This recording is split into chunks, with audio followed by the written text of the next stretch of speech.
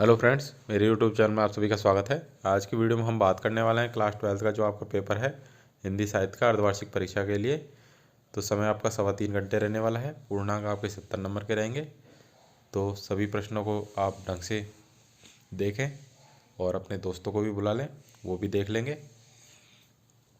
तो पहला प्रश्न है आपका अपठित गद्यांश से। अपठित गद्यांश दे रखा है तो इसका मतलब है आपसे शीर्षक भी पूछा जाएगा। अधिकतर 99% आपसे शीर्षक भी पूछा जाएगा, इसलिए पूरे गद्यांश को ढंग से पढ़ना है। अगर आपने पूरा गद्यांश ढंग से पढ़ लिया तो प्रश्न के उत्तर भी आप आसानी से देख सकते हैं। तो ये देखिए, ये आपका पूरा गद्यांश है। रहीम ने बड़ी बड़ी चढ़ाइयाँ की थी और मुगल साम्राज्य के लिए न जाने कितने प्रदेश जीते थे। तो ये आपका पूरा गद्यांश रहेगा, इसको ढंग से देखें। ये आपका पूरा गद्यांश है।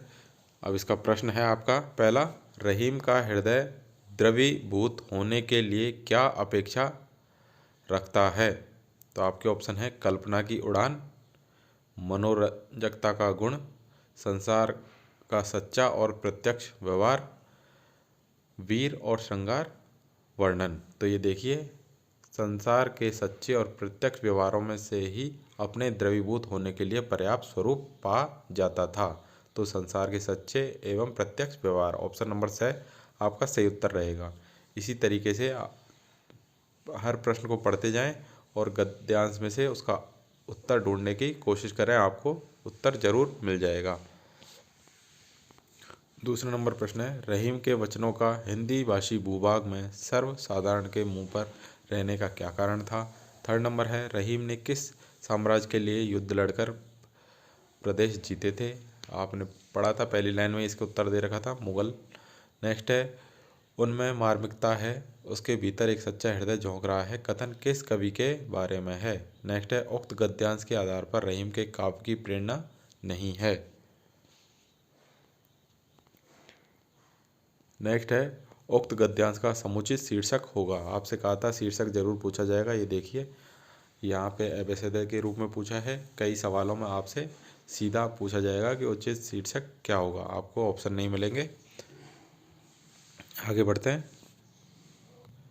सेकंड नंबर प्रश्न है जिसमें आपको अपठित पद्यांश दे रखा है। इसमें भी आपसे शीर्षक पूछा जाएगा, इसलिए इसको ढंग से पढ़ना है पूरा और प्रश्न के उत्तर देने हैं। अंदर ही इसके उत्तर आपको मिल जाएंगे, इसलिए ढंग से पढ़ें।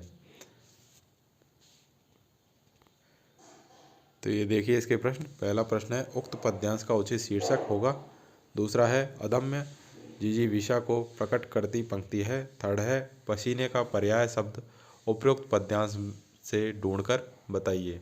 नेक्स्ट है, सजा सहज सितार में अलंकार है। नेक्स्ट है, मैं तोड़ती पत्थर में निहित कौन सा भाव सौंदर्य की सृष्टि करता है? नेक्स्ट है, सजा सहज सितार मुनो मैंने वह नहीं जो थी सुनी झंकार पंक्ति में कब का कौन सा भाव व्यक्त हुआ है? थर्ड नंबर क्वेश्चन है जिसमें आपको रिक्त स्थानों की पूर्ति करनी है। पहला है, समाचार लेखन की एक प्रचलित शैली कौन सी है? दूसरा है, समाचार लेखन में खाली जगह ककारों को स्थान दिया गया है। थर्ड है, किसी वर्ण की बार बार आवृत्ति कौन से अलंकार में होती है? 4 नंबर है, एक ही शब्द के कई अर्थ वाला अलंकार कौन सा अलंकार है? 5 नंबर है, ट वर्ग को व्यंजनों का अत्यधिक प्रयोग कौन सा गुण की विशेषता है? 6 नंबर है, हेम सुतापति वाहन प्रिय तुम इसमें रति न फेर पंक्ति में कौन सा दोष है? आगे बढ़ते हैं नेक्स्ट क्वेश्चन की ओर।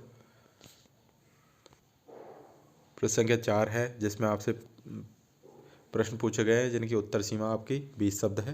पहला है, यह दीप अकेला कविता में कवि ने क्या संदेश दिया है? सेकंड नंबर है, 12 कविता कहाँ से ली गई है? थर्ड नंबर है, कवि विद्यापति को 2 महत्वपूर्ण कृतियों के नाम बताइए। 4 नंबर है, हर गोविंद कौन था और वह क्या काम करता था? 5 नंबर है, 4 हाथ न लग पाने पर मिल मालिक की समझ में क्या बात आई? 6 नंबर है, दूसरा देवदास कहानी में रोपवे किस कंपनी का था? 7 नंबर है, माधुर्य गुण की परिभाषा लिखिए। 8 नंबर है, गीतिका छंद की परिभाषा लिखिए। 9 नंबर है, मीडिया में वोट का क्या अभिप्राय है? 10 नंबर है, कविता के संबंध में प्ले विद द वर्ड्स किसका कथन है? अब है प्रश्न संख्या 5, जिसमें आपको प्रश्नों के उत्तर 40 शब्दों के अंदर देने हैं। तो इनको देखने से पहले आप सभी से रिक्वेस्ट है कि जिन्होंने चैनल को अभी तक सब्सक्राइब नहीं किया है, चैनल को सब्सक्राइब कर लें, नोटिफिकेशन बेल को ऑन कर लें, जिससे आपको हर वीडियो की अपडेट टाइम से मिल सके। और डिस्क्रिप्शन में व्हाट्सएप ग्रुप का लिंक है, जाइए ज्वाइन कर लीजिए। वहाँ पर आपको सारी अपडेट PDF वगैरह और सारे वीडियो मिल जाएंगे, तो ज्वाइन ज़रूर करें। तो आइए देखते हैं प्रश्न। तो इसके अंदर पहला प्रश्न है, मैंने निज दुर्बल होड़ लगाई। इस पंक्ति में दुर्बल पदबल और हरी होड़ में निहित व्यंजना स्पष्ट कीजिए। दूसरा है आपका, चूल्हो ठंडा किया होता तो दुश्मनों का कलेजा कैसे ठंडा होता। इस कथन के आधार पर सूरदास की मन स्थिति का वर्णन कीजिए। थर्ड नंबर है, यही सकल अनर्थ कर मूला, भरत ने स्वयं को सारे अनर्थ का कारण क्यों कहा है। 4 नंबर है, बालक बच गया कहानी के माध्यम से लेखक क्या कहना चाहता है। 5 नंबर है, विशेष लेखन में डेस्क क्या होता है। 6 नंबर है, फ्रीलांसर पत्रकार से क्या तात्पर्य है। 6 नंबर प्रश्न है आपका, बच्चे का माँ का दूध पीना सिर्फ दूध पीना नहीं, माँ से बच्चे के सारे संबंधों का जीवन चरित्र होना है। टिप्पणी कीजिए। 7 नंबर है, रोगी बालक के प्रति गांधी जी का व्यवहार किस प्रकार का था। 8 नंबर है, दूसरा देवदास कहानी की मूल संवेदना पर प्रकाश डालिए।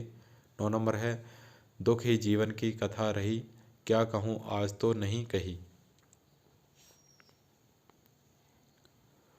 कथन के आलोक में निराला के जीवन दर्शन पर टिप्पणी लिखिए, अथवा यह मधु है स्वयं काल की मोना का युग संचय, यह गौरव जीवन कामधेनु का अमृत पूत पे।